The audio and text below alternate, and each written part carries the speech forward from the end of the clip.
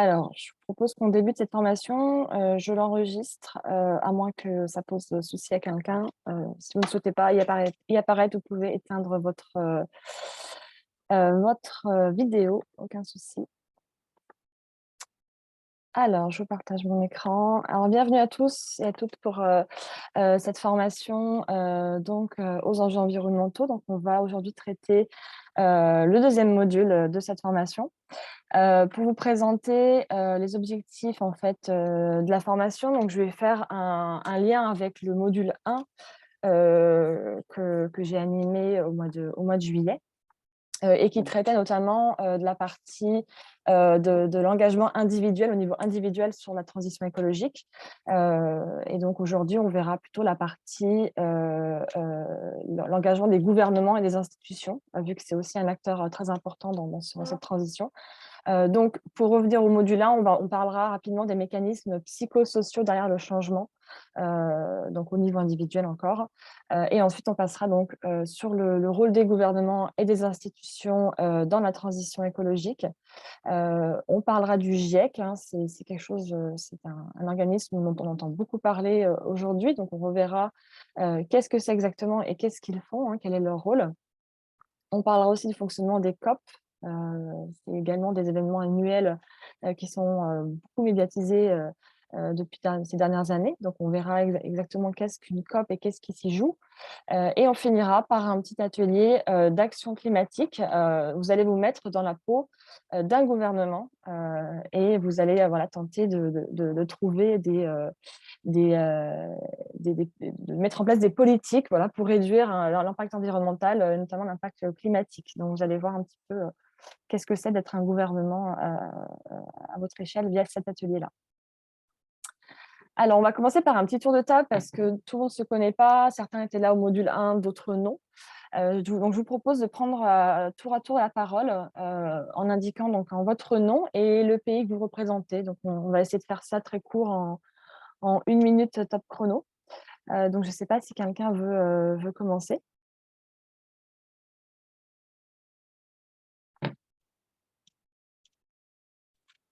Alors, je suis Catherine, je suis au Sri Lanka et je suis avec 3 autres personnes de mon équipe pour assister à la formation.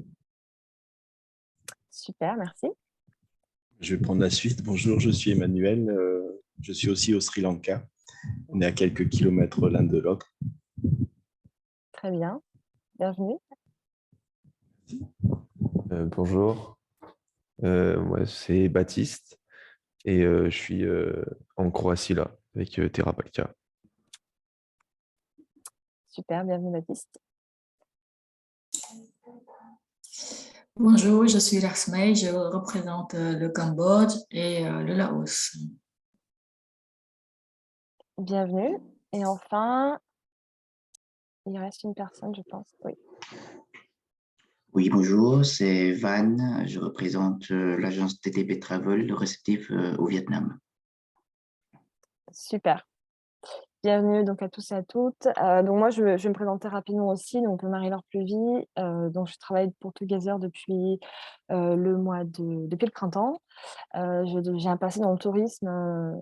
J'ai travaillé 8-9 ans en agence de voyage et en réceptif.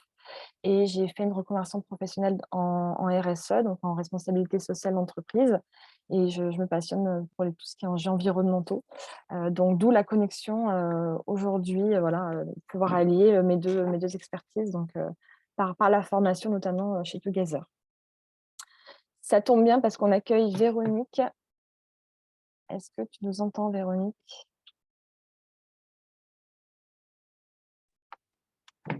Oui, je vous entends. Bonjour, on était en train de faire un tour de table, si tu veux te dire te présenter, dire ton nom et le pays que tu représentes. Donc, Véronique, moi j'ai 3 destinations, l'Inde, le Népal et le Bhoutan. Super. Bienvenue à toi. Alors, on va dérouler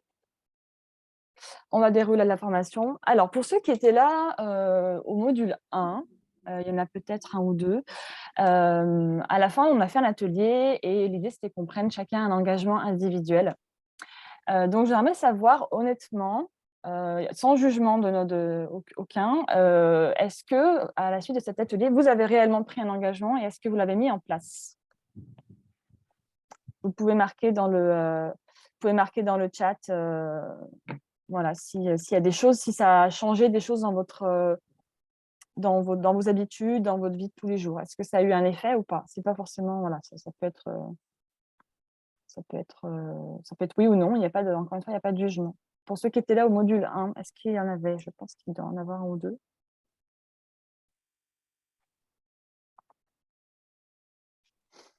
Alors, Baptiste, oui. Véronique, il est au quotidien, mais je ne me souviens pas d'avoir pris un engagement. Emmanuel, pas encore. Ok, super. Bah, c'est honnête de votre part, il n'y a pas de souci là-dessus. Super. Donc, moi, je vous pose cette question parce que derrière, je vais en enchaîner sur une deuxième. En fait, on entend beaucoup parler du changement climatique, de l'inaction climatique. Et en fait, la question qu'on peut se poser, c'est pourquoi est-ce que c'est si difficile de changer ses habitudes face à une menace comme le changement climatique, qui est quand même quelque chose d'hyper hyper présent, qui est quand même très angoissante. Pourquoi en fait on n'arrive pas, tout le monde n'arrive pas à changer et surtout pas de la même manière et pas avec la même temporalité. C'est-à-dire qu'il y a des gens qui vont changer plus rapidement, assez radicalement, d'autres beaucoup moins. Donc la question c'est pourquoi derrière. D'après vous, qu'est-ce qui fait qu'on va changer plus ou moins rapidement en fait dans notre quotidien? Est-ce que vous avez quelques petites idées comme ça dans le chat d'après vous, voilà, pourquoi on se dit qu'on fera et puis on ne fait pas en fait?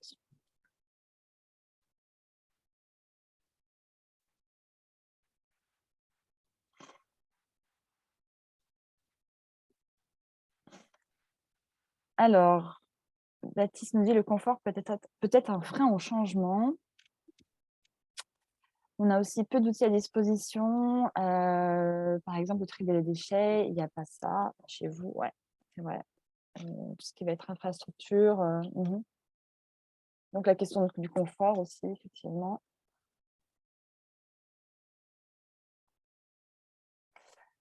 Alors, Véronique nous dit que le GIEC agite depuis 30 ans et rien ne bouge. La transition n'est plus d'actualité. Nous sommes dans l'effondrement. On le subit et les changements seront subis.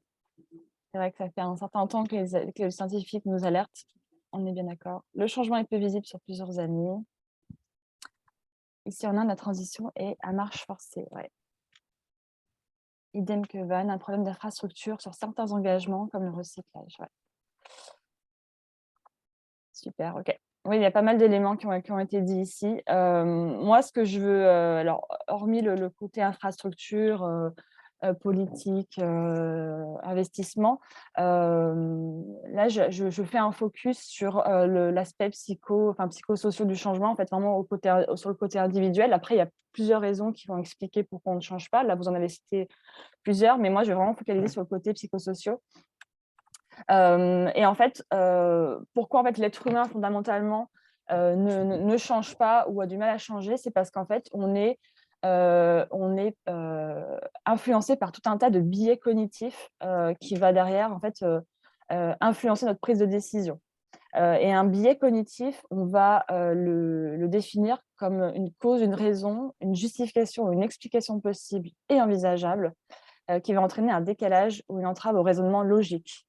C'est-à-dire qu'en fait, c'est tout des petits signaux, des petits messages qu'on reçoit continuellement tous les jours ou qui sont aussi dus à notre culture, notre éducation, qui vont en fait venir entraver notre raisonnement logique. C'est-à-dire qu'en fait, on se dirait, le logique, c'est d'aller vers A. Et en fait, non, on va aller vers B parce qu'on est plus attiré, parce qu'on a entendu ci, parce que ça nous plaît mieux. Voilà, parce que le groupe, parce que mon copain, il va vers B, non pas vers A. Voilà, tout un tas de petits biais cognitifs comme ça qui fait qu'en fait, on ne va pas forcément là où c'est le plus logique et le plus raisonné. Et donc, pour vous expliquer cela, je vais vous envoyer une petite vidéo. Donc, pour ceux qui ont fait le module 1, ils savent qu'on adore les vidéos. Donc, je vous le mets dans le chat. L'idée, c'est que pareil, chacun regarde la vidéo de son côté. Et derrière, on rediscute. Enfin, vous mettez un OK quand vous l'avez regardé, d'ailleurs. C'est une petite vidéo de 3-4 minutes. Et on revient dans le Zoom à la suite. Je vous laisse la regarder.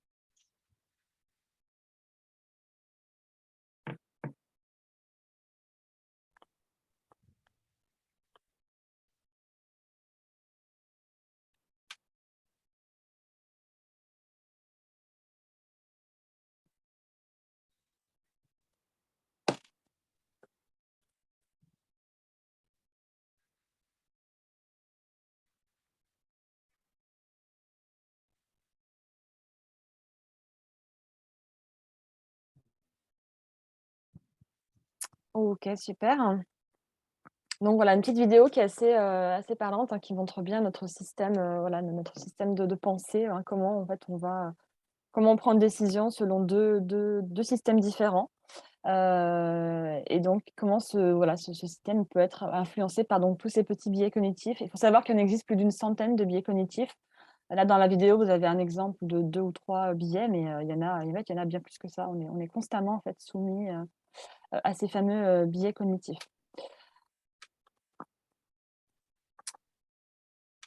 Et donc du coup, pourquoi en fait, hein, comment en fait, pourquoi on est, qu'est-ce qui régit en fait ces biais cognitifs, hein? Qu'est-ce qui fait que, on ne va pas changer en fait fondamentalement, ou on a du mal à changer, au niveau donc psychosociaux toujours?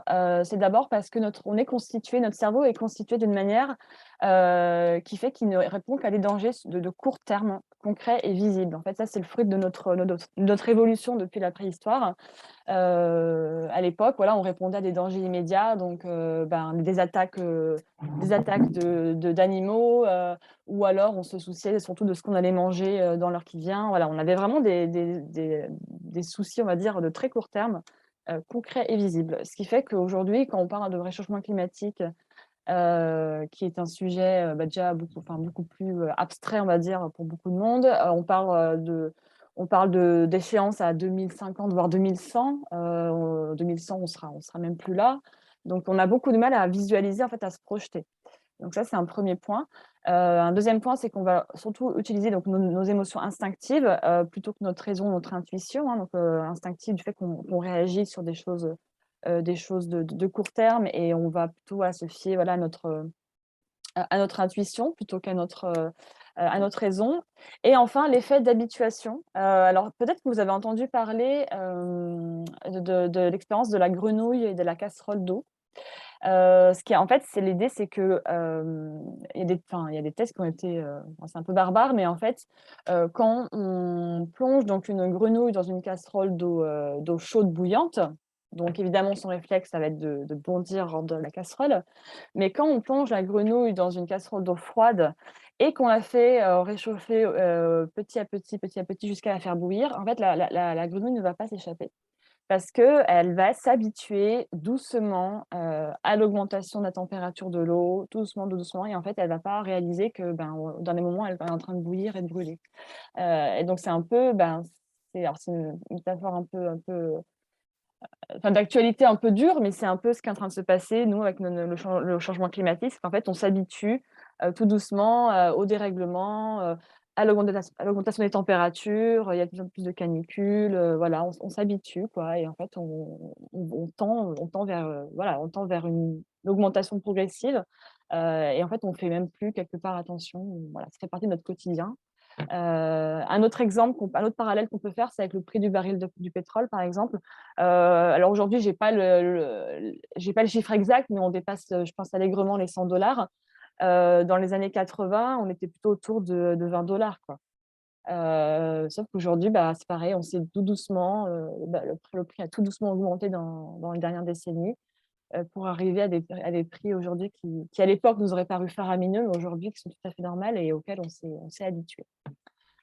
Donc il y a cet effet aussi, d'habituation du corps humain ou des humains en global, à leur environnement, en fait, on s'y habitue.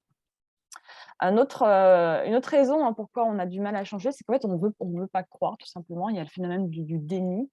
On a du mal à croire qu'en fait, le pire puisse arriver, même quand bien même on a des données scientifiques à l'appui, hein, et des articles qui prouvent ce qui se passe. Il y a encore un certain pan de la population qui n'y croit pas, pour des raisons diverses, hein. Le fait que jusqu'à maintenant, on s'en est toujours bien sorti, que nos sociétés ont toujours bien évolué, par le progrès, par l'innovation, et que ça se passera bien, pour la suite. Mais rien n'est moins sûr. Donc voilà, tout un pan de la population qui se réfugie se rassure, enfin se rassure eux-mêmes, en fait, sur le fait que voilà, non, ça ira, ça va bien se passer. Et on peut rentrer du coup, en dissonance cognitive, hein. En fait, c'est une tension qu'on a au sein de nous-mêmes, un conflit interne entre, en fait, nos croyances, nos émotions, et nos attitudes et nos actes. C'est-à-dire, par exemple, je prends un exemple très schématique, très gros, mais par exemple, une personne qui ne croit, enfin qui est persuadée du changement climatique et qui sait la cause, hein, donc l'utilisation des énergies fossiles et qui travaille chez Total, par exemple. Voilà. Là, je prends un schéma très gros, mais c'est un peu ça, c'est-à-dire que c'est quand nos valeurs ne sont plus en adéquation avec nos actes, en fait. Et là, on rentre dans ce schéma de dissonance cognitive. Appliqué au changement climatique, en fait, c'est qu'en fait, là, on parlait tout à l'heure de confort.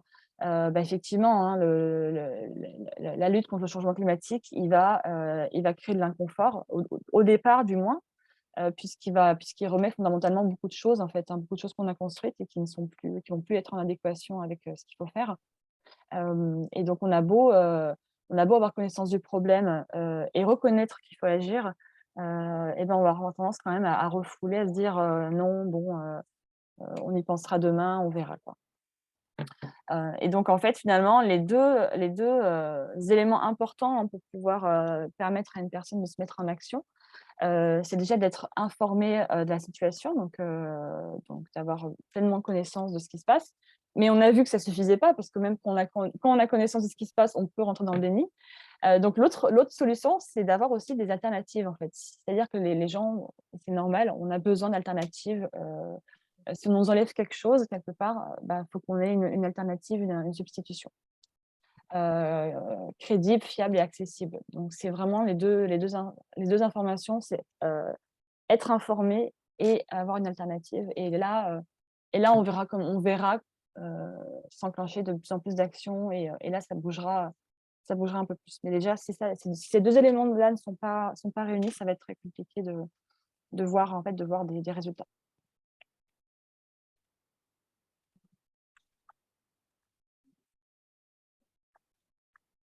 Et donc finalement, quand on parle de transition écologique, de transition tout court, on parle forcément de deuil, parce que transition, ça veut dire qu'on quitte quelque chose pour aller vers quelque chose de nouveau.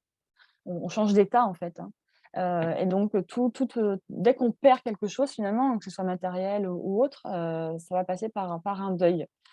Et donc il y a une psychiatre américaine, hein, qui s'appelle Elizabeth Kubler-Ross, qui a, en 1969, donc travaillé sur ce processus de deuil, et qui a déterminé différentes étapes du changement qui sont schématisées dans cette courbe. En fait, on appelle ça la courbe du deuil aussi, plus communément.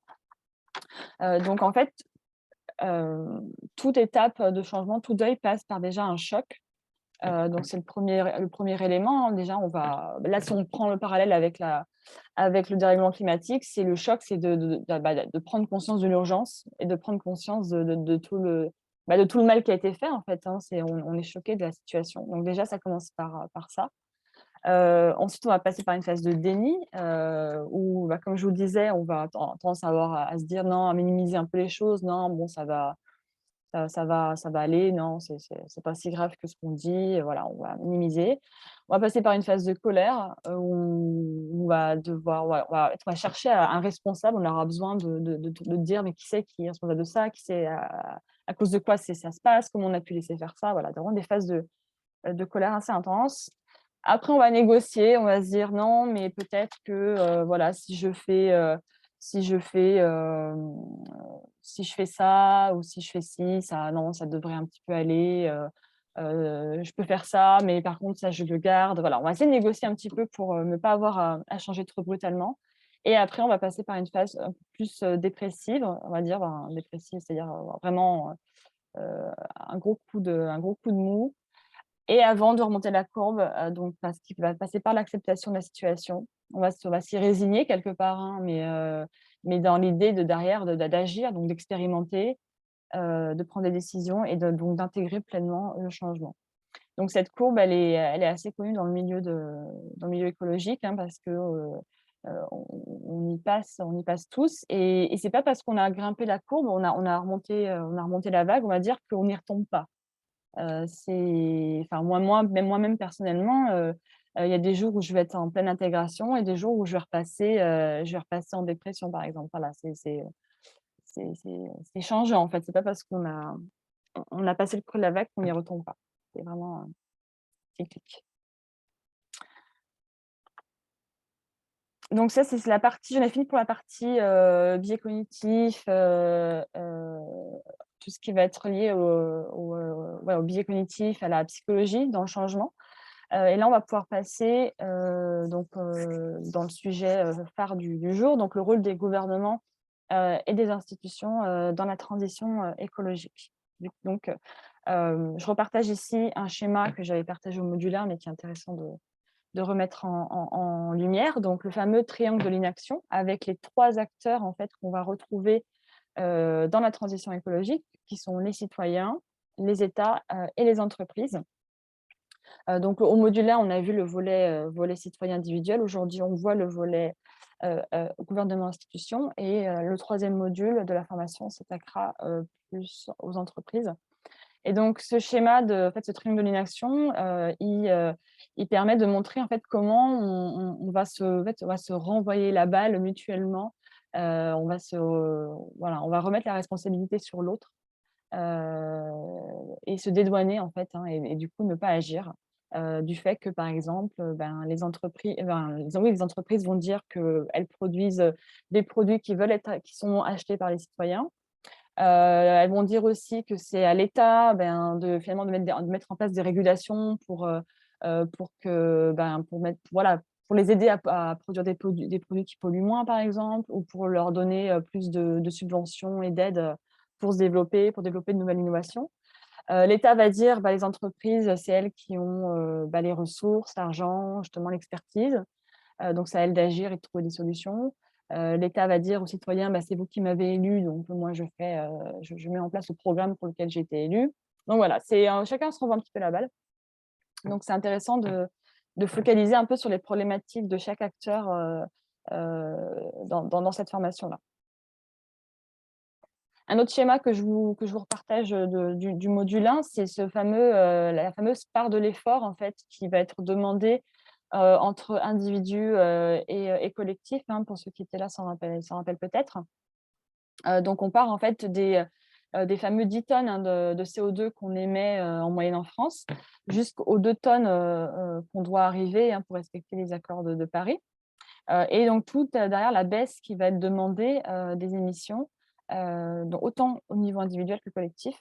Et donc, la part de l'effort ici, tout en bas, est indiquée à 1/4 individu et 3/4 collectif. Donc, collectif, c'est bien gouvernement et entreprise. Aujourd'hui, en fait, le schéma, on est plus, au niveau individuel, on est plus entre 25% et 50%. Donc, en fait, la part de l'individu est beaucoup plus importante que ce que ce schéma nous montre, qui date un petit peu maintenant. Donc, l'individu, en fait, on a beaucoup plus de pouvoir que ce que l'on pourrait croire. Donc, voilà, je voulais remettre un petit peu ça en perspective en termes d'acteurs. Et donc, on va pouvoir passer à un acteur phare en fait, institutionnel sur le climat, qui est le GIEC. Et donc, on va voir qu'est-ce qu'ils font et qu'est-ce que c'est et qu'est-ce qu'ils font. Alors déjà, quel est l'acronyme? En fait, que signifie l'acronyme GIEC? Est-ce que vous le savez? Si vous pouvez me le marquer dans le chat.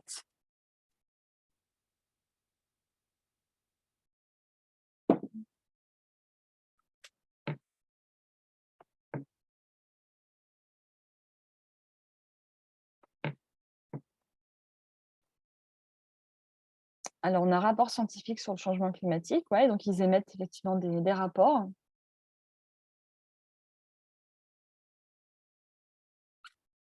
Mais l'acronyme en soi, est-ce que vous savez, le GIEC, qu'est-ce que ça signifie? Est-ce que vous avez une idée?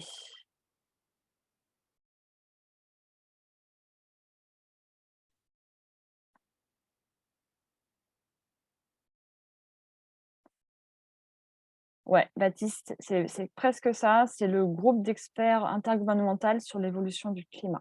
Donc, effectivement, on parle bien d'un groupe intergouvernemental d'experts sur le climat.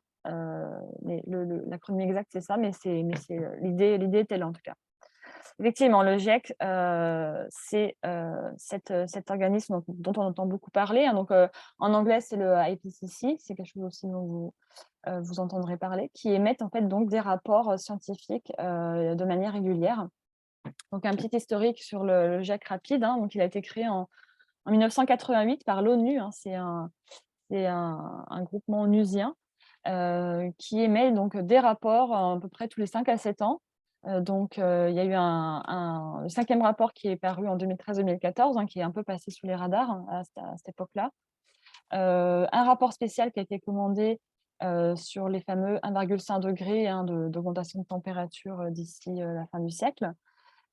Savoir en fait hein, quelles étaient les projections pour atteindre, en fait, c'est pour limiter la hausse de température à 1,5 degré.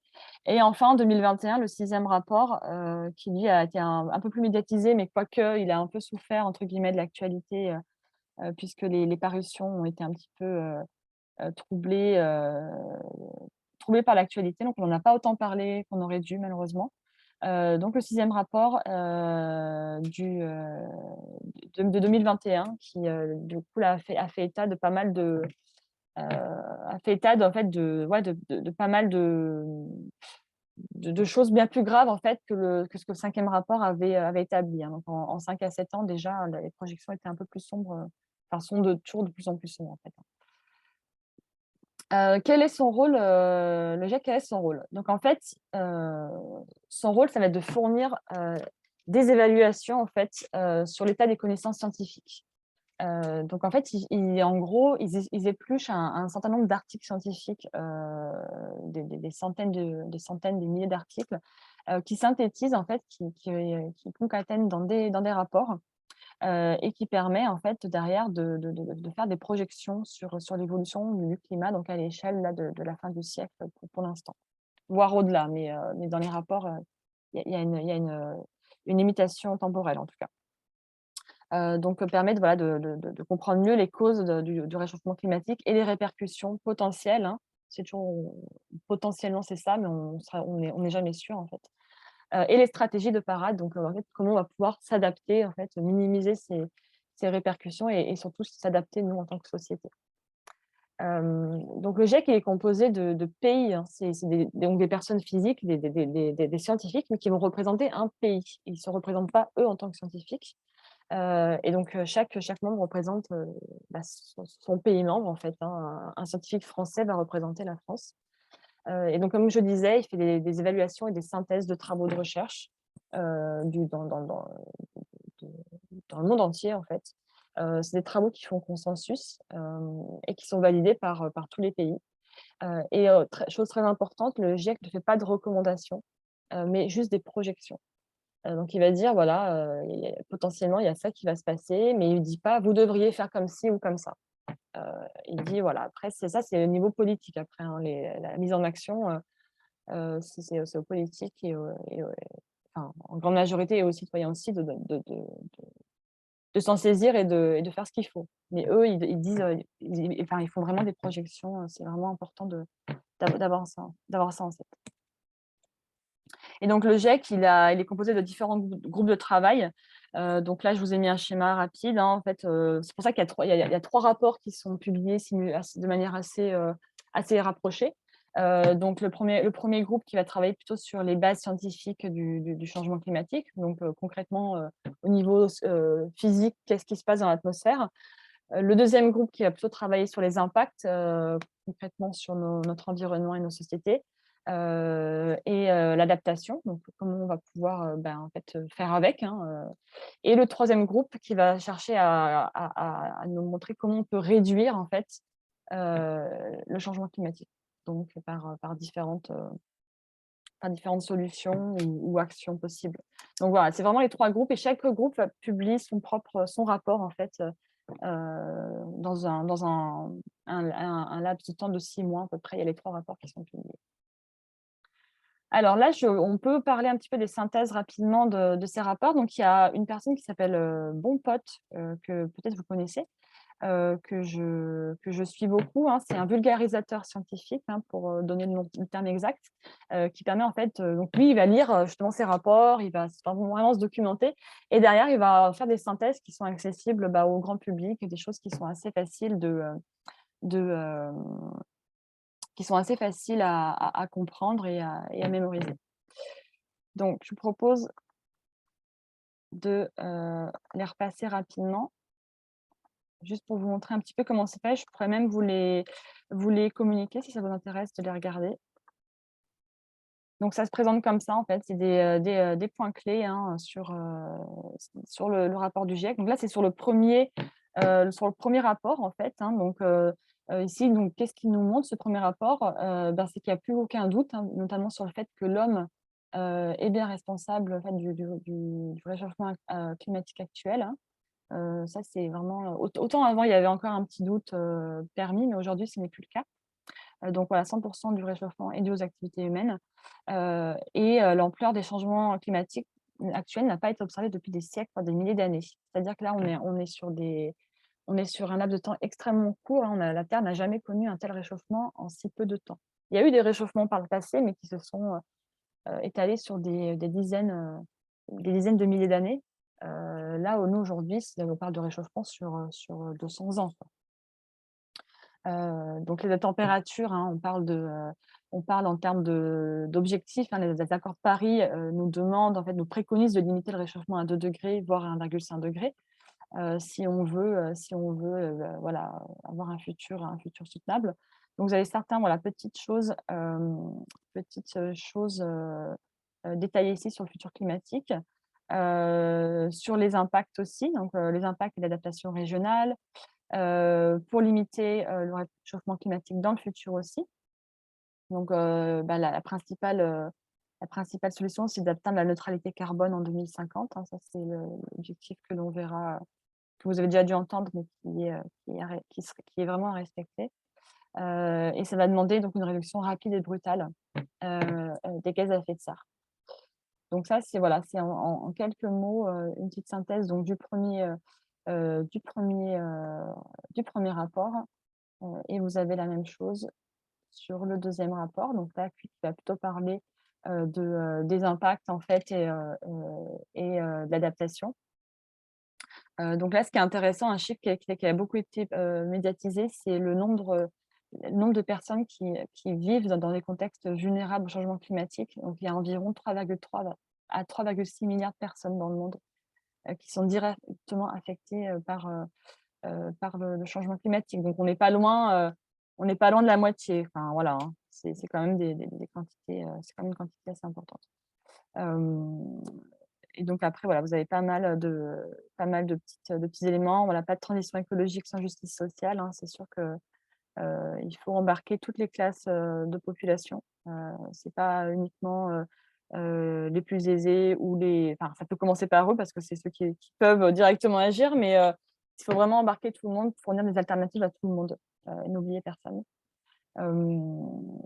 Là, on parle de migration aussi, c'est quelque chose qui est aussi d'actualité. Hein.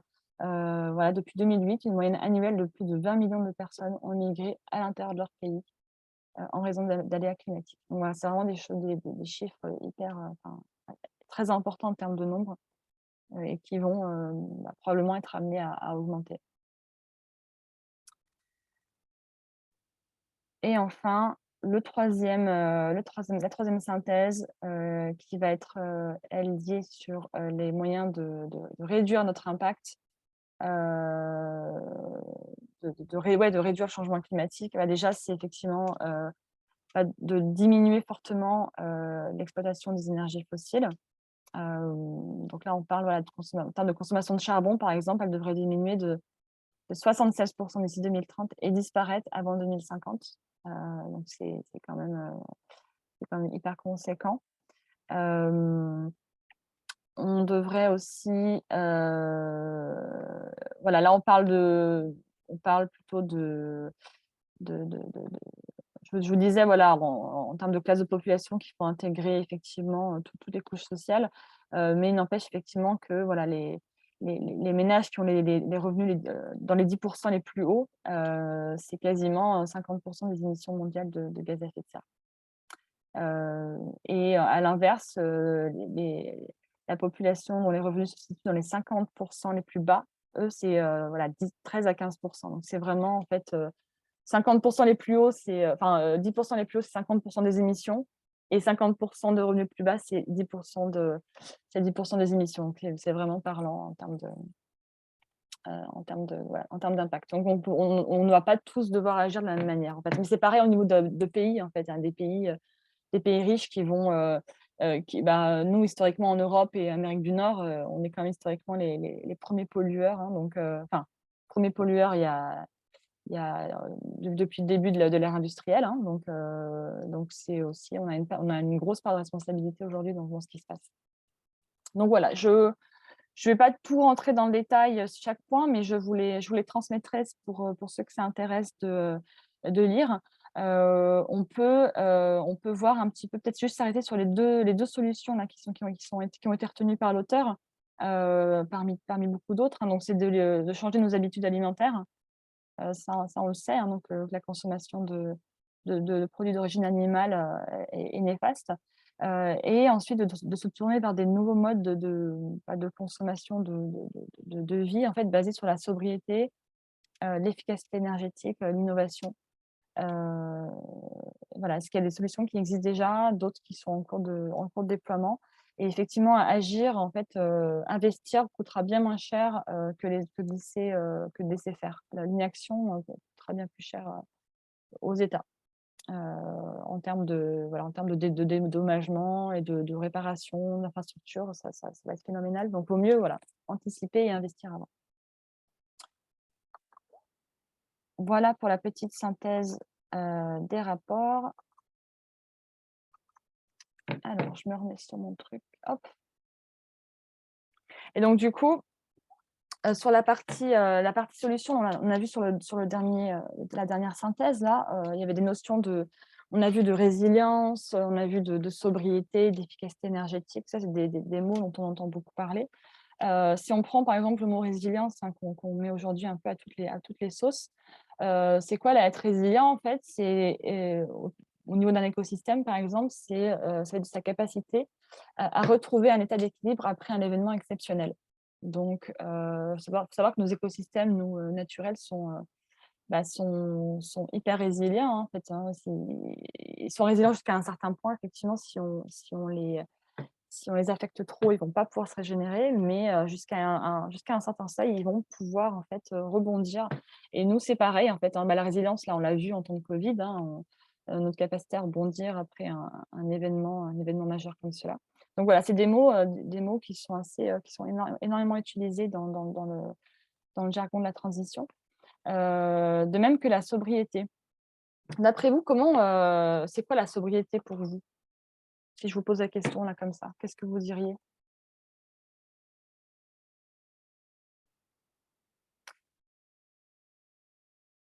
Comment vous définiriez le terme sobriété?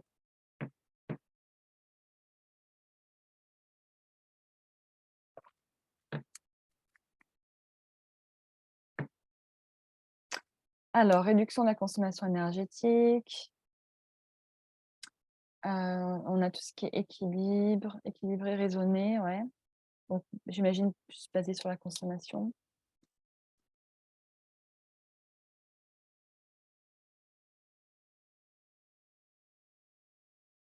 Réduction de consommation, vivre plus simplement, moins de tout. Ouais, exactement. L'idée est là, en fait, hein, c'est faire. On pourrait le réduire, enfin je vais y arriver. Le schématiser comme faire moins, faire mieux avec moins. C'est un peu l'idée de la sobriété. Donc là, je vous ai pris une infographie, en fait, hein, donc c'est pour arriver, enfin, qui explique bien la sobriété. Hein, en fait, donc dans nos sociétés, ça va être consommer moins d'énergie et de ressources, effectivement. Donc, et en évitant, en changeant et en améliorant certaines pratiques. Et du coup, on parle aussi donc d'efficacité énergétique, hein, donc de consommer moins d'énergie pour un même usage. Donc ça rentre dans le concept de sobriété. Donc voilà, ces 3 points: éviter, changer et améliorer.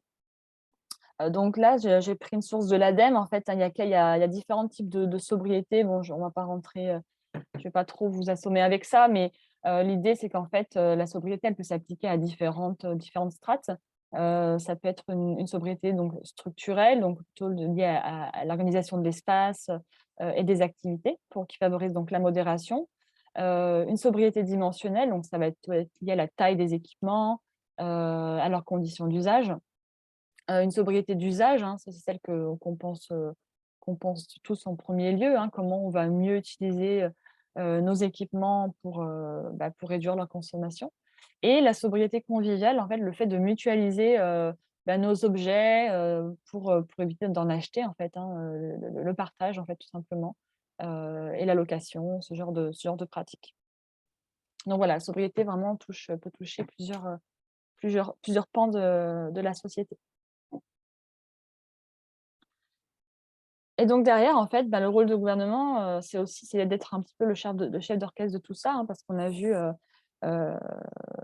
ces concepts-là sont vraiment des concepts qu'on va d'abord chercher à adapter, à placer au niveau, sur une échelle bien plus large que notre niveau individuel. Et le rôle de gouvernement, en fait, dans l'émergence de ce nouveau modèle de société, ça va être de mettre en place des réglementations. Parce que je pense sincèrement que sans réglementation, sans un peu de contrainte, je ne suis pas sûre qu'on y arrive. De subventions aussi, hein, il y a un rôle d'aider en fait, d'aider par exemple les ménages qui en ont le plus besoin, d'aider les entreprises, d'aider les entrepreneurs, les innovateurs, hein, qui mettent en place des solutions. Et surtout un rôle d'exemplarité, hein, parce qu'on est bien d'accord que si eux-mêmes, si les gouvernements ne font pas ce qu'il faut, ça va être plus dur pour nous de se sentir concernés et d'avoir envie de passer à l'action. Donc il y a vraiment pour moi, ces 3 éléments-là qui sont très importants et qui ne sont pas respectés, enfin, ou pas mis en place ou suffisamment mis en avant. Ça peut être un gros frein à la transition.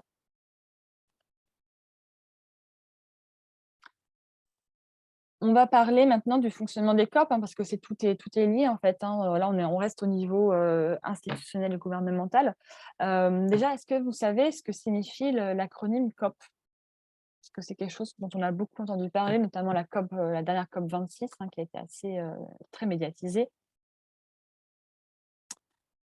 Alors, COP, d'après vous, qu'est-ce que ça pourrait bien vouloir dire? Quand on parle de COP 26, COP 21 à Paris, c'est des événements qui ont été assez médiatisés à l'époque.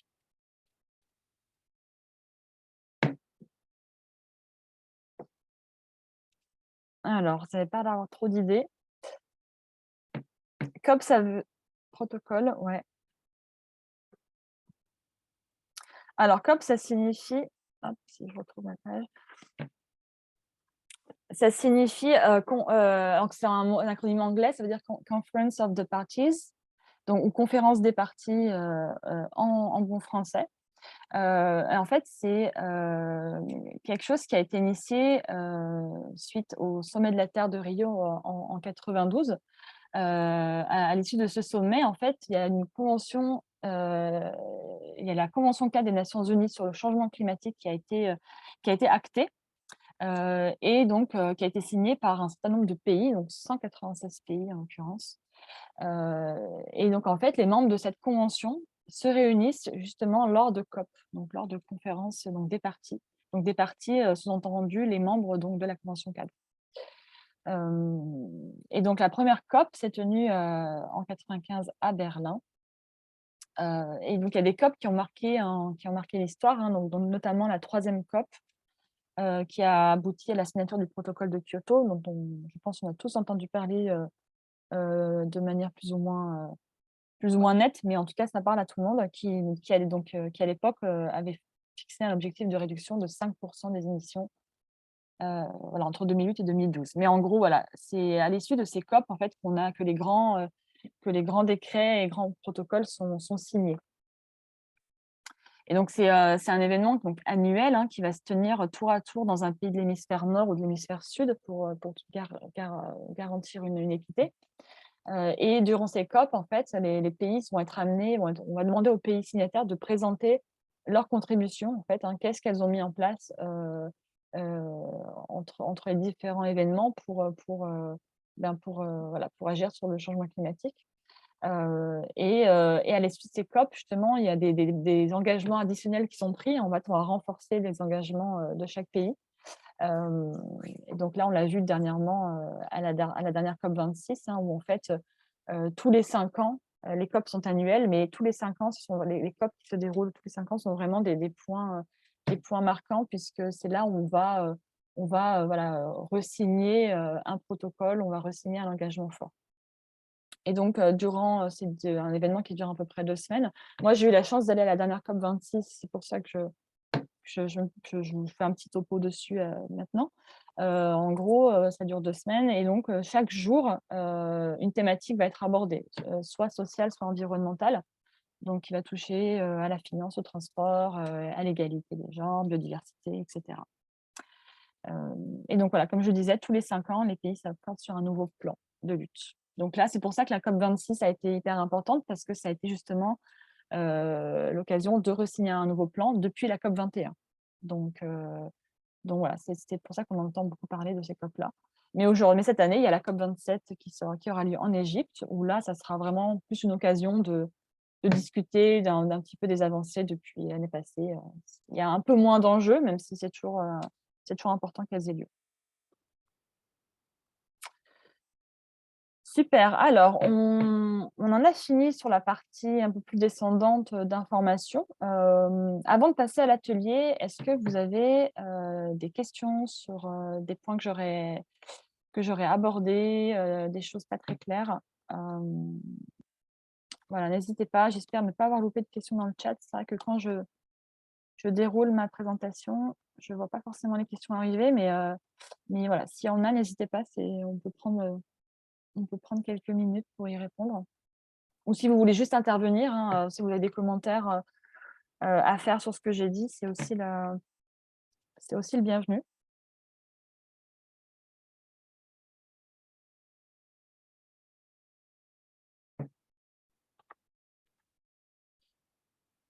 Bon, ça a l'air d'être plutôt clair. Alors, ce que j'ai dit, c'est rassurant. En tout cas, n'hésitez pas, voilà, même en cours de route, il n'y a aucun problème. Donc, on va passer sur un atelier. On va se servir d'un simulateur, en fait, climat. Et l'idée, c'est que je vais vous placer en groupe. Donc là, je suis en train de voir combien vous êtes. 3. Hop. Je vais vous placer en 2 groupes de 3. Parce que vous êtes 6. Et donc, l'idée, c'est que vous allez devoir travailler sur un scénario juste, sobre et durable, donc à l'échelle d'un gouvernement. Il va vous dire, voilà, moi, je suis, je ne sais pas, vous prenez un pays, celui que vous voulez, un de vos pays que vous représentez. Et l'idée, ça va être de travailler sur un scénario, donc pendant une vingtaine de minutes à peu près. Donc, je vais vous mettre en sous-salle et ensuite, on reviendra dans la salle principale et l'idée, ce sera de partager, vous nous expliquer un petit peu le scénario que vous avez envisagé et pourquoi. Alors, pour ça, je vais vous partager un outil qui s'appelle En-ROADS. Je vais vous le mettre dans le chat.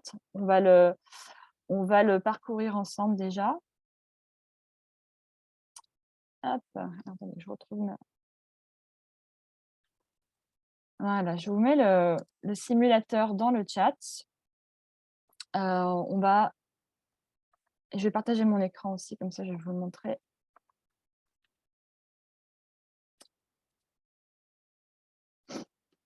Alors, on va y arriver.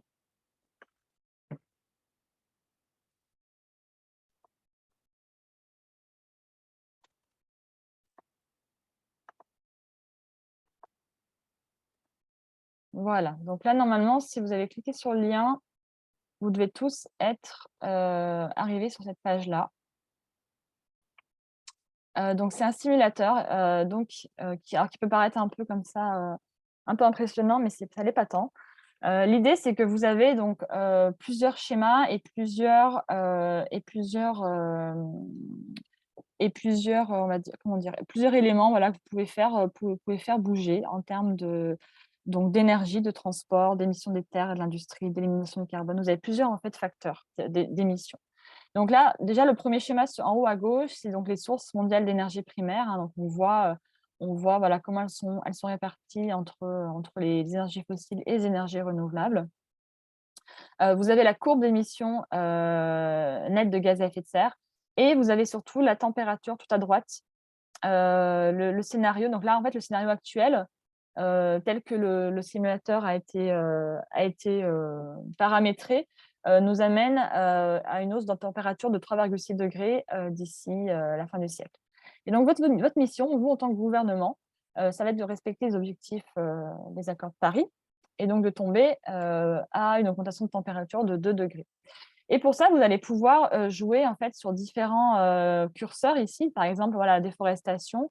Si on la réduit, voilà, bah là, si on la réduit un petit peu, on fait tomber la température à 3,5. Si on réduit le méthane et les autres GES de manière très réduite, de manière très forte, on va dire, bah là, du coup, ça va encore nous faire tomber la température à 3,2. L'idée, c'est un peu de jouer avec les différents curseurs ici.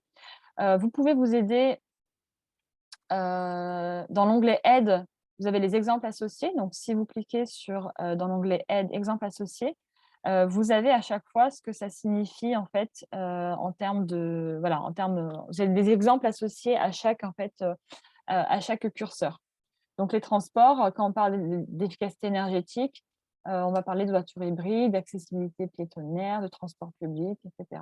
Donc vous pouvez cliquer sur la petite croix pour fermer. Si vous avez besoin d'y retourner, aide, exemple associé.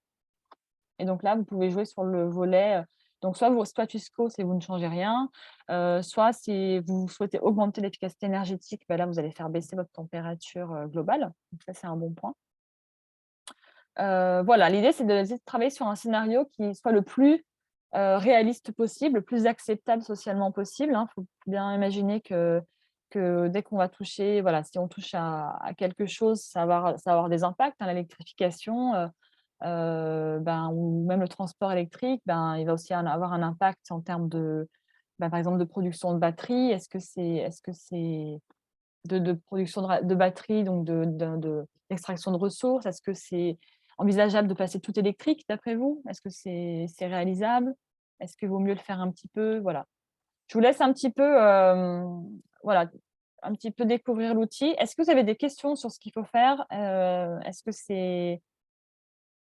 c'est clair pour vous sur les scénarios à 2 degrés à l'échelle de votre gouvernement?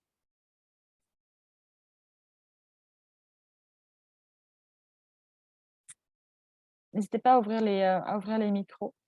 Oui, oui pour Baptiste, oui pour Emmanuel. Je crois que oui. OK. C'est vraiment l'idée, c'est de jouer sur les curseurs pour arriver à vous rapprocher le plus possible des 2 degrés. Peut-être que vous n'y arriverez pas parce que c'est peut-être pas, en l'état actuel, c'est peut-être pas réalisable. C'est aussi possible. Mais l'idée, c'est de jouer sur ces curseurs-là et de nous expliquer derrière pourquoi vous avez choisi de placer la déforestation ici, pourquoi vous avez choisi d'augmenter l'élimination du carbone en reboisant. Voilà, nous expliquer un petit peu vos choix, juste pour générer un peu de débat et terminer l'atelier là-dessus. Donc, je vais vous placer en salle. Et donc, chaque groupe travaille sur un seul simulateur. L'idée, ça sera que dans les sous-salles, je pense que vous devez pouvoir partager votre écran entre vous pour que vous puissiez travailler sur un seul scénario par groupe. C'est pas individuel. Alors,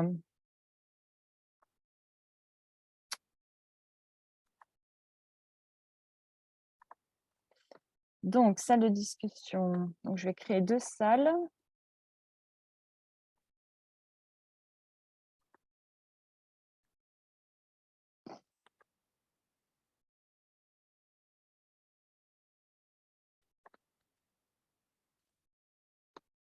Alors, on en est ici.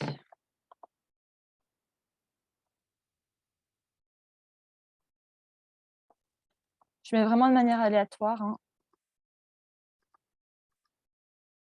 OK. Donc là, je vais vous ouvrir les salles. Je vous laisse, il est 11h10, je vous laisse jusqu'à 11h30, Je vous laisse 20 minutes, à peu près 20-25 minutes pour tâter pour faire votre scénario. Et derrière, après, on reviendra tous dans la salle principale pour partager vos résultats. Allez, c'est parti. S'il y a besoin, je reste disponible s'il y a un souci. Je passerai dans les salles voir comment ça se passe.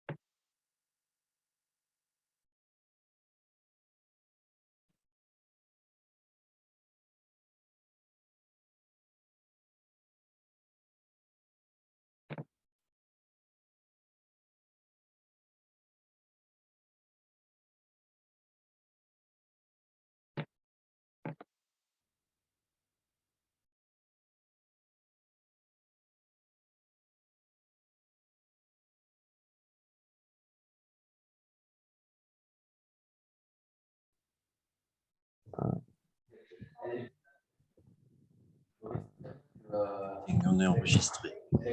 Est-ce que tout se passe Huile bien? de carbone. Oui.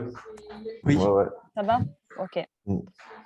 On se laisse encore 5 à 10 minutes? Ok. Super. Ok. Pétrole, remonter le curseur à 50%. Pétrole.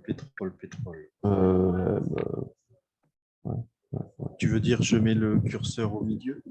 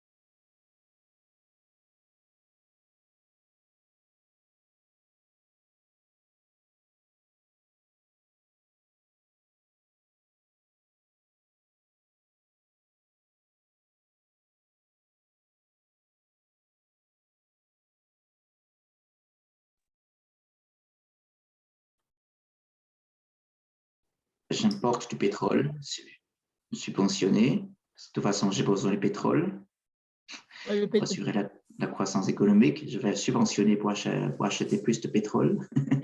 Et le gaz? Ouais, on est proche de la réalité, là. Ouais. Même si j'ai réduit le chapeau, mais ouais. Est-ce que tout se passe bien pour vous? Oui. Ça va? Oui, c'est tout. Ça avance, ouais.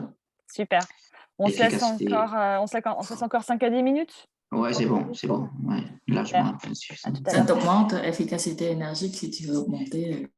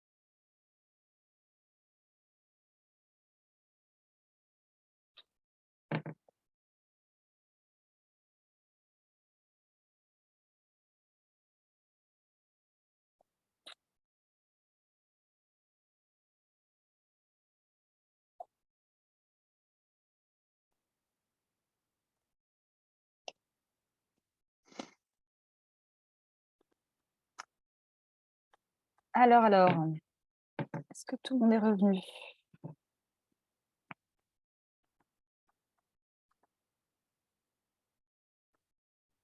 Oui. A priori, oui. Alors, comment ça s'est passé?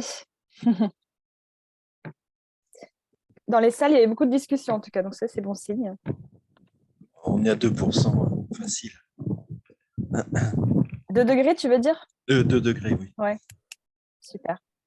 Alors, quel groupe veut commencer, enfin, veut partager son écran et commencer à, voilà, juste nous dire un petit peu les discussions qu'il a eues, un petit peu ses résultats.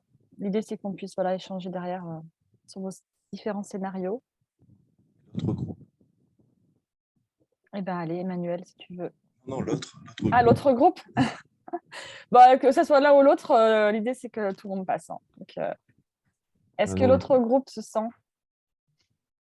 Ouais, je vais en premier.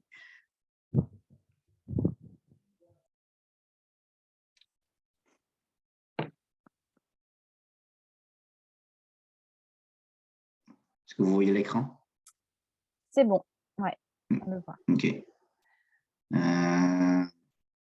Bon, malheureusement, on ne réussit pas à descendre à 2 degrés. On est à 3. OK. Encore une fois, on essaie vraiment d'être proche de la réalité de ce qui se passe concrètement sur le terrain. Et ouais, on a du mal à descendre à 2. Notre approche, c'est que dans notre groupe, on est 3 pays, hein, donc Vietnam, l'Inde et le Cambodge. Donc, en fait, on fait la moyenne. Notre approche, c'est de voir ce qui se passe dans chaque pays, là, chacun des 3. Puis, on prend une décision qui calcule, qui fait la moyenne des 3 pays. Voilà. Donc, je vais très rapidement. Charbon, globalement, c'est quand même des pays en voie de développement, enfin, ou à une forte croissance économique. Donc, globalement, c'est l'économie qui prend le dessus, hein, qui a une forte influence sur toutes les décisions. Et globalement, nous, on a du mal à descendre en fait, la consommation d'énergie à cause justement de la forte croissance économique. Nous, ici, globalement, on voit que le charbon, le pétrole, ça ne descend pas beaucoup. Au contraire, comme le pétrole, on subventionne même pour consommer plus de pétrole, pour encourager la croissance économique. Donc, là où il y a plus de marge de manœuvre, c'est plutôt dans le deuxième et troisième volet. Comme vous voyez ici, surtout dans le transport, on essaie de rénover la flotte, en tout cas des solutions de mobilité pour consommer moins. Comme ici, efficacité énergétique, et puis on essaie de proposer des solutions et des véhicules électriques pour remplacer les anciens modèles. Les bâtiments, pareil, on essaie de consommer moins au niveau des appareils. Et puis au niveau de la population, c'est des populations jeunes. Et comme on a besoin de jeunes, on peut se permettre en fait de freiner un peu la croissance démographique en limitant le nombre d'enfants, enfin peu importe. C'est pour limiter l'explosion démographique. C'est pour ça qu'ici la population, on essaie de freiner en fait la croissance démographique. Ensuite, niveau la troisième colonne, la déforestation, on essaie de freiner un peu, et puis de reboiser des terres comme moyen de compenser un peu notre consommation d'énergie. Et par contre, au niveau de l'innovation technologique, on est assez timide en fait, au niveau des innovations. Pour une simple raison, c'est parce que toute l'attention globale de ces pays-là, les innovations, c'est plutôt pour avoir un meilleur rendement économique et commercial plutôt qu'un rendement énergétique. Voilà, donc grosso modo, c'est un peu ça le tableau global. Et j'ai fait un peu de simulation. Apparemment, là où il faut vraiment mettre le focus, c'est surtout la première colonne. Et on a du mal en fait à intervenir en fait dans cette jauge pour réduire le CO2. Mm. Donc, ça justifie le chiffre 3. On a beaucoup de mal à descendre à 2. Ouais, hein, ça montre, c'est pas évident. Hein. Quand on est voilà, en termes de gouvernement, en termes de mise en place de politique, c'est vraiment pas simple. Juste, alors, du coup, au niveau du méthane, vous n'avez pas du tout, vous l'avez augmenté. Parce que par rapport à quoi? Ce que nous avons compris, c'est que l'augmentation du méthane, ça permet d'encourager la croissance économique. Oui. Alors, effectivement, le méthane, c'est un gaz qui est un gaz à effet de serre qu'on retrouve notamment dans tout ce qui va être dans tout ce qui est gaz, en fait, dans les gazoducs, parce que le gaz est composé essentiellement de méthane. Mais ici, le méthane, c'est aussi un gaz qu'on retrouve beaucoup dans l'agriculture. Alors, est-ce que c'est quelque chose que vous pouvez associer à vos pays? Parce que en fait, c'est surtout les exploitations intensives en fait, de bétail qui sont extrêmement génératrices de méthane. C'est la première source. Est-ce que c'est quelque chose voilà, sur lequel vous souhaitez appuyer ou vous souhaitez quand même essayer un peu de réduire ça ou pas? Non, Sachant ça. Non, vous pensez plutôt que c'est plutôt sur de l'augmentation. oui, l'agriculture intensive, c'est encouragé, c'est largement encouragé pour une question de stratégie alimentaire. L'autosuffisance, ça veut dire que le fait d'augmenter l'agriculture, ça va doper l'exportation agricole, ça va permettre de doper l'autosuffisance et pour éviter d'importer justement des produits agricoles de l'étranger. Donc, on va identifier l'agriculture. Voilà, donc c'est sûr que par conséquent, ben, ça va augmenter le méthane. Mmh. Ok. Et en termes de gaz naturel, il n'y en a pas du tout. C'est pas du tout une énergie que vous utilisez dans vos pays. C'est une question. Hein, je suis pas très connaisseuse d'Asie. Il y a pas du tout d'utilisation du gaz. Pas beaucoup. Gaz, si, gaz dans les familles, on cuisine avec le gaz. Au quotidien, Voilà, au ouais. quotidien. Hein. Ok. Ouais. Ok. Donc là, vous l'avez laissé en status quo. Il y a pas forcément. Vous ne pensez pas qu'il y a forcément une action à mettre sur le gaz en particulier. Non, parce Non. que, encore une fois, c'est à cause de la démographie au Vietnam. Moi, je peux déjà au Vietnam, la population augmente. Et donc, il faut nourrir la population. Et donc, il y a une forte demande de la population au niveau de la consommation de gaz. Je Ok. ne sais pas comment réduire le gaz, alors que pour la même quantité de gaz, aujourd'hui, dans le temps, il fallait le gaz pour 75 millions. Aujourd'hui, on est 97 millions d'habitants. Oui, non, c'est sûr, hein, mais c'est voilà toute la problématique. C'est pour ça que c'est un outil hyper intéressant pour justement essayer de se placer, de prendre du recul et de voir en fait Oui, que. Ouais. et puis il y a un autre souci, enfin, il y a un autre souci, Marie-Laure, mais c'est que on est quand même sur des populations, que ce soit le Vietnam, le Cambodge ou l'Inde, qui ont une alimentation quand même globalement plutôt végétarienne à la base. Et l'accès à la croissance économique invite à la consommation de viande. Bon, pas de façon forcenée à raison de 3 repas de viande par jour, mais en tout cas, au moins la consommation d'œufs, parce que sinon il y a un déficit de protéines, donc il y a quand même l'accès à la protéine, alors la protéine végétale, d'accord, mais la protéine animale aussi, et donc on ne peut pas réduire le méthane, c'est pas possible. Très bien. Non, mais c'est des questions. C'est toujours intéressant de connaître les particularités de chaque pays, hein, pas de souci. Ok. Écoutez, si l'autre groupe a soit des commentaires à faire, sinon je propose que vous partagiez votre scénario, qu'on puisse voir un petit peu ce que vous avez trouvé. Donc je sais pas, Emmanuel, Baptiste, lequel veut J'arrive. Bon, Non, mais il n'y a pas. On a encore un petit peu de temps, pas de souci. Je partage et Baptiste, tu racontes.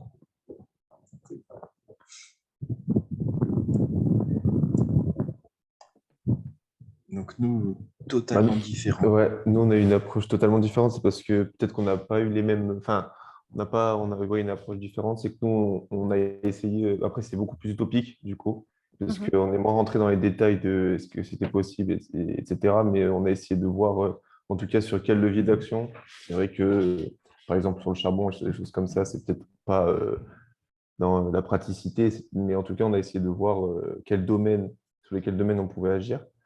Et du coup, de toute manière, il faut subventionner en termes d'énergie le nucléaire, parce que de toute manière, dans quelques années, enfin d'ici l'horizon 2100, les énergies fossiles, même si on n'a aucun levier d'action dessus, bah, enfin, même si par exemple, on ne joue pas dessus, dans tous les cas, on n'aura plus de ressources. Donc, il faut essayer d'anticiper le fait qu'on aura beaucoup moins de ressources d'ici 2100, donc en développant le nucléaire et les renouvelables. Euh, Ensuite, le transport, bah, aussi subventionner les politiques d'efficacité énergétique. Et on a aussi joué sur le levier de la population. Et du coup, on a inscrit le, la croissance économique, si on répartit mieux les richesses et qu'on est moins sur Terre, bah, du coup, la croissance économique, enfin, telle qu'on la connaît actuellement, elle sera baissée. Du coup, on ne savait pas si c'était une croissance économique, enfin, on devait être, si on devait pas, si on parlait de la croissance économique actuelle, bah, du coup, si on est moins sur Terre, la croissance qu'on connaît actuellement va être baissée, parce que si on répartit mieux les richesses bah, et qu'on est moins sur Terre, la croissance baissera. Je sais pas si. On va parler de décroissance, du coup, effectivement. Ouais. La Parce que oui, du décroissance. coup, Ouais. indirectement, moins sur Terre, du coup, Mais décroissance ne veut pas dire récession, en fait. Décroissance, c'est exactement ça. c'est une baisse, en fait, calculée, planifiée de la croissance, qui permet en même temps de réduire les inégalités, tout en favorisant voilà, un confort pour tous, en fait, en termes environnemental et social. C'est ça, Donc, en fait, c'est si on est parti du principe que si on répartit mieux les richesses et qu'on est moins sur Terre, on pourra vivre convenablement tout en baissant la croissance économique telle qu'on la connaît actuellement. c'est ça. Et après, du coup, on a joué aussi sur le fait de favoriser pratiquement à 100% une alimentation végétarienne.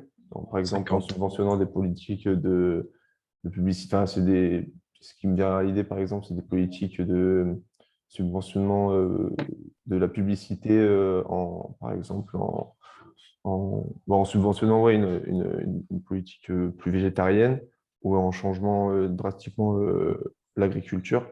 Mhm. Donc, après, est-ce que tu peux revenir? Ouais. Du coup, on a aussi bah, tenté de réduire aussi le curseur sur la déforestation. Après, ça reste utopique hein, parce que nous, notre but, c'était d'arriver à 2 degrés, voir les leviers sur lesquels on pouvait agir. Et c'est vrai que les chiffres, c'est compliqué d'être précis sur les chiffres, mais c'est un peu une tendance qu'on essaie de développer qu'essayer d'être vraiment à 100% sûr de nos chiffres, quoi. On s'est aussi basé sur le Sri Lanka, en fait. Et c'est vrai que le charbon, le pétrole, le gaz, c'est très compliqué parce que tout arrive par bateau.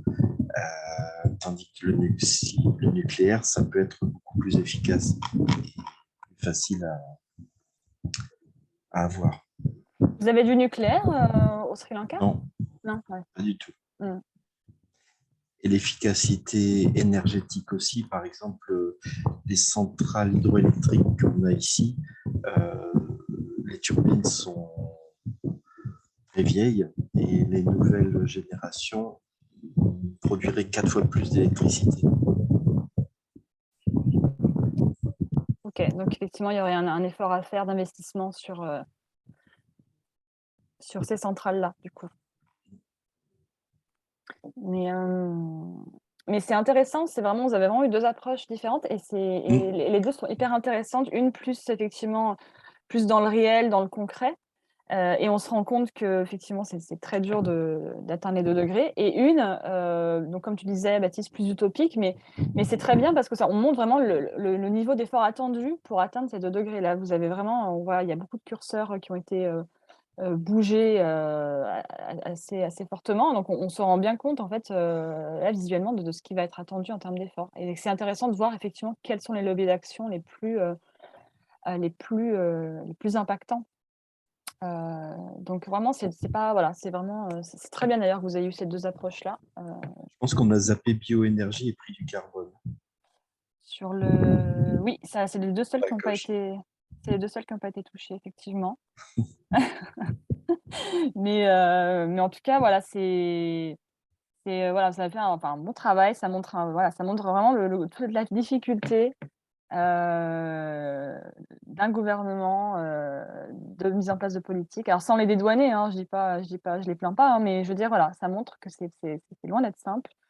Et là, voilà, vous avez tout le côté utopique, mais c'est de savoir concrètement, derrière, comment on peut maintenant voilà, vous avez un petit peu esquissé les leviers d'action, mais concrètement, comment on va mettre ça en place, quoi? Avec quels moyens, avec quelles ressources aussi, financières, humaines. Enfin voilà, ça va demander,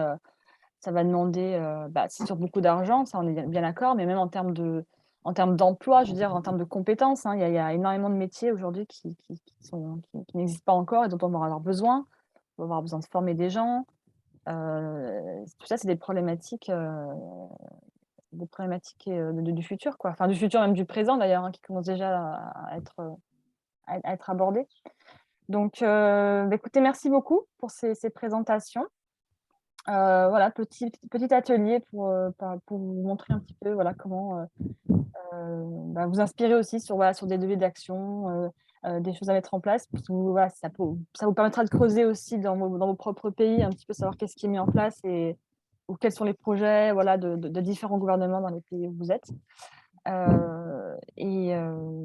Donc voilà, j'en ai fini. J'espère que ça vous a plu. Je ne sais pas s'il y a des commentaires que vous souhaitez faire sur la fin par rapport par rapport au module 1, le fil conducteur. J'espère que vous voyez un petit peu là où je vous emmène, tout doucement. Donc le module 3, ça va être au niveau de l'entreprise. Donc là, on va plus rentrer dans le concret, vraiment dans vos activités respectives de réceptifs, pour voir voilà, au niveau de votre entreprise, qu'est-ce que vous pouvez faire. On verra aussi les impacts du tourisme. Là, je ne l'ai pas trop abordé encore, mais on verra un petit peu le rôle du tourisme aussi dans cette transition. Donc, le côté positif et négatif, hein, parce qu'il y a forcément les deux. Et voilà, on travaillera sur votre activité de réceptif et voir qu'est-ce que vous pouvez faire pour agir à votre niveau en tant qu'entrepreneur. Donc, je vous tiens au courant, comme d'habitude, de la prochaine session. Ça sera probablement plutôt fin septembre. Alors, on va laisser passer septembre, va être un mois assez chargé, je pense, pour tout le monde. Donc, on va laisser un petit peu passer tout ça. Et on va laisser aussi reposer. Là, il y a eu beaucoup d'informations qui vous ont été données. Je posterai la vidéo, elle a été enregistrée, donc je la posterai sur la chaîne YouTube. Vous pourrez retourner la voir à votre gré. Et il ne me reste plus qu'à vous souhaiter une bonne journée ou bonne soirée à vous. Et à très bientôt. Merci à tous. Merci beaucoup. À Au bientôt. revoir, bonne journée. Bonne journée.